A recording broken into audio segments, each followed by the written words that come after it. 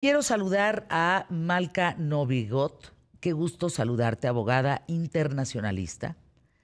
¿Podrías darnos un panorama, un para qué y un por qué? ¿En qué contexto? ¿Cuál fue el mensaje de esta visita del presidente López Obrador a Chile y a Colombia? A ver, yo creo que un punto importante es que se está conmemorando el 50 aniversario del golpe de Estado de Augusto Pinochet en Chile, un momento muy importante. Curiosamente, se ha tratado de borrar un poco los claroscuros de esta figura de Salvador Allende, a quien se le hace el golpe de Estado en el Palacio de la Moneda, y él acaba, bueno, hay un poco de debate, acaba matándose cuando entran justamente esta gran dictadura militar después de Salvador Allende.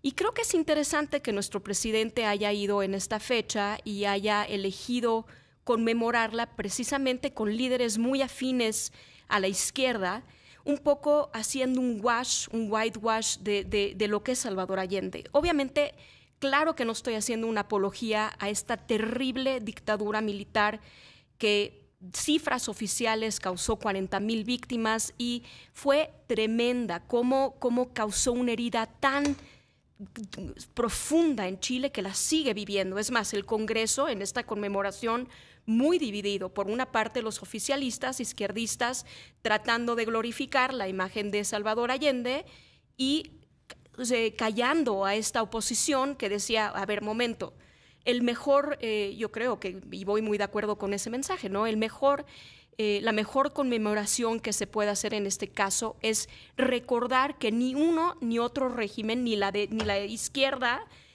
totalitaria, ni una derecha totalitaria, que fue con Augusto Pinochet, son regímenes que veían y velaban por el bienestar de sus ciudadanos, de ninguna manera. A ver, pongamos en contexto un poco qué pasó con Salvador Allende. Salvador Allende básicamente trató de, primero, quitar todos los pesos y contrapesos para hacerse de un poder absoluto.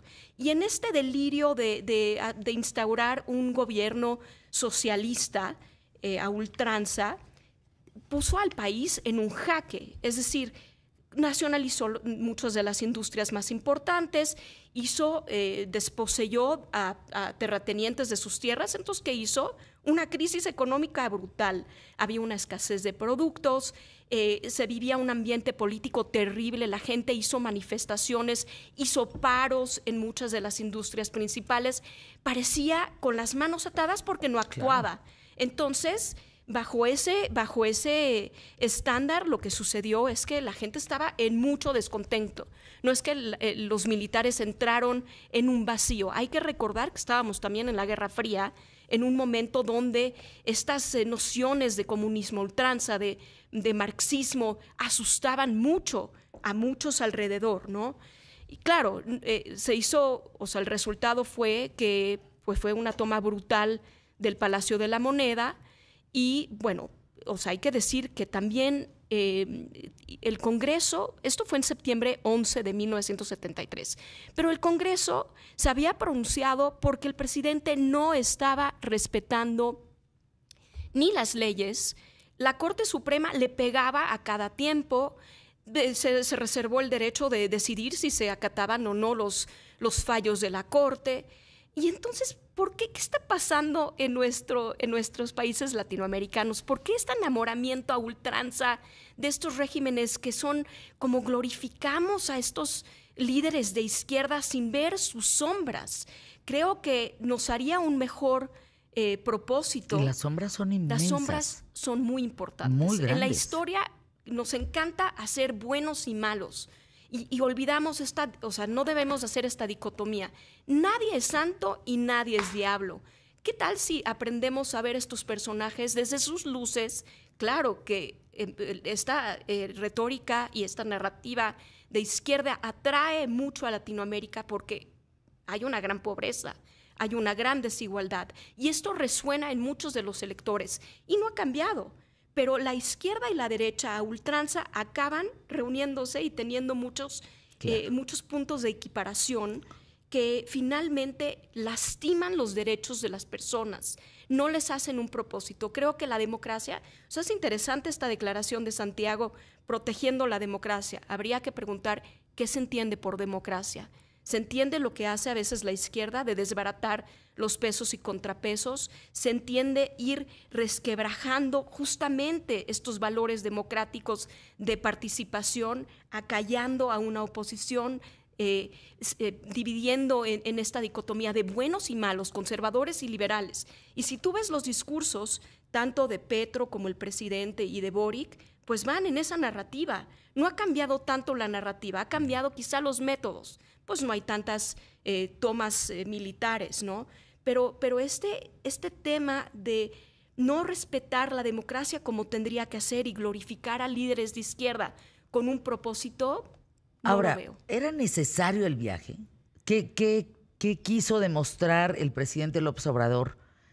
Si la democracia en México en este momento se encuentra en riesgo.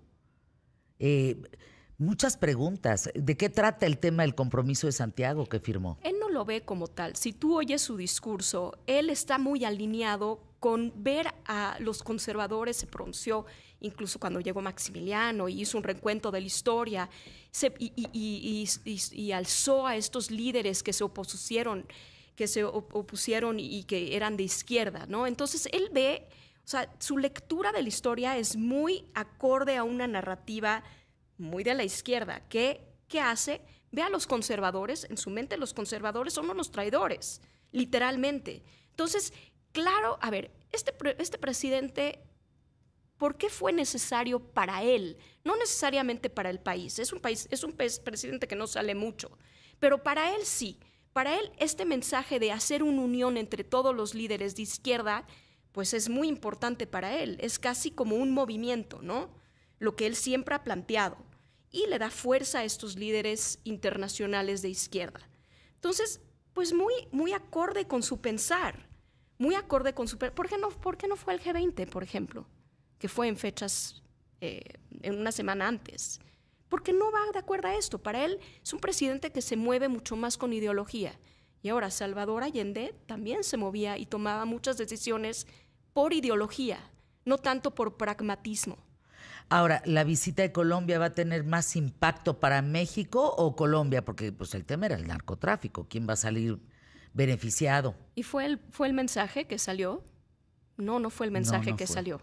Entonces, a mí mi lectura es que fue mucho más ideológico, de dar un apoyo a tanto el presidente de Colombia como el presidente de Chile en estas circunstancias donde las izquierdas están siendo criticadas. Y qué curioso que salió ahí el tema de Perú, ¿no? El tema de Perú, un grupo de gente que fue y lo apoya. Presidente, sálvenos. Come on. A ver, yo con lo que me quedé de la visita, y sobre todo viéndolo a él y a su esposa vestidos de negro con un clavel rojo, con ese significado, es que quiere ser la cabeza de todos los presidentes de izquierda de América Latina. Totalmente. Y lo está haciendo, en cierta manera, ¿eh? Lo está haciendo. Su ejemplo es copiado reiteradamente, como que tomó el bastón de mando, no estoy haciendo alusión al bastón de mando, de Chávez.